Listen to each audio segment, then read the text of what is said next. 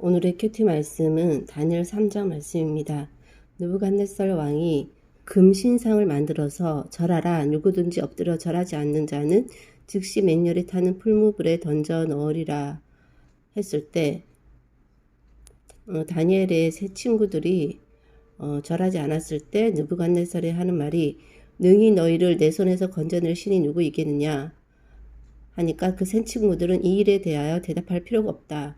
우리가 섬기는 하나님이 계시다면 우리를 맹렬히 타는 풀무불 가운데에서 능히 건져내시겠고 왕의 손에서도 건져내시리라. 그렇게 하지 아니하실지라도 왕의 신들을 섬기지 않고 금신상에게 절하지도 아니할 줄 아시라는 말로 느부갓네살이 분이 가득하여 얼굴빛을 바꾸고 풀무불을 7배나 뜨겁게 했을 때 그 세 사람을 붙든 사람을 태워 죽이고 그 세 사람은 풀무불 가운데 떨어집니다. 그런데 결박되지 아니한 네 사람이 다니고 넷째 모양은 신들의 아들과 같은 것을 느부갓네살이 보고 그 세 사람이 불 가운데서 나왔을 때 느부갓네살이 하나님을 찬송하는데 하나님이 그의 천사들을 보내어 구원하셨다. 조서를 내려서 하나님께 경솔히 말하며 몸을 쪼개고 그 집을 거름토로 삼을 것이다. 이렇게 함으로써 그리고 이같이 사람을 구원할 다른 신이 없다 라는 말을 했고 왕이 드디어 사드락, 메삭, 아벳느고를 더욱 높입니다. 오늘의 말씀은 다니엘에게 있었던 꿈, 해프닝과 마찬가지로 오늘은 세 친구에게 있는 풀무불 해프닝인데 다니엘의 세 친구에게는 금신상에게 절하는 것으로 풀무불에 던져져도 아무 이상 없는 기적 같은 일로 느부갓네살 입을 통해 하나님 같은 신이 없음을 고백 찬양하게 하고 그 세 친구는 더욱 높여집니다. 느부갓네살 왕에게는 신앙심, 신에 대한 믿음이 있어서 자기가 더 강해지고 싶고 불안한 마음에 그런 신앙심이 있는 것 같은데 하나님이 가장 큰 신이라는 것이 증명이 되면 오히려 편해지기에 하나님이 그의 신앙심을 이용하신 것 같고 세 친구의 믿음적인 부분도 점검하는 계기가 된 것 같습니다. 믿는 사람이 세상 권력자를 두려워하여 하나님이 가장 싫어하는 직접적인 우상 숭배를 겉으로나마 한다면 하나님으로부터 버림받아 세상 사람의 밑에서 결코 자존감 높은 삶을 살아갈 수 없을 것입니다.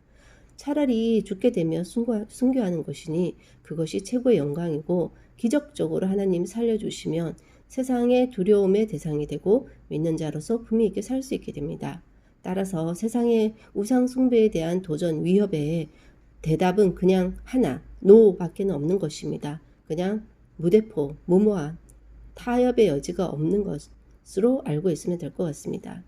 은밀히 파고드는 우상 숭배에 알고도 또는 몰라서든 넘어가지 않아야 할 것인데 무엇이 오늘날 나에게 가장 큰 우상 숭배의 대상인지 예를 들어서 돈, 섹스, 권력 무엇이 가장 큰 우상 숭배의 대상인지 알고 작은 틈이 전체를 한순간에 무너뜨릴 수 있음을 알고 경각심을 갖고 살아야 할 것입니다. 하나님 오늘도 크게 작게 다가오는 우상에 대한 도전이 있습니다. 또 그 앞에 믿음으로 한 가지 대답밖에 없는 믿는 자의 삶이 있습니다.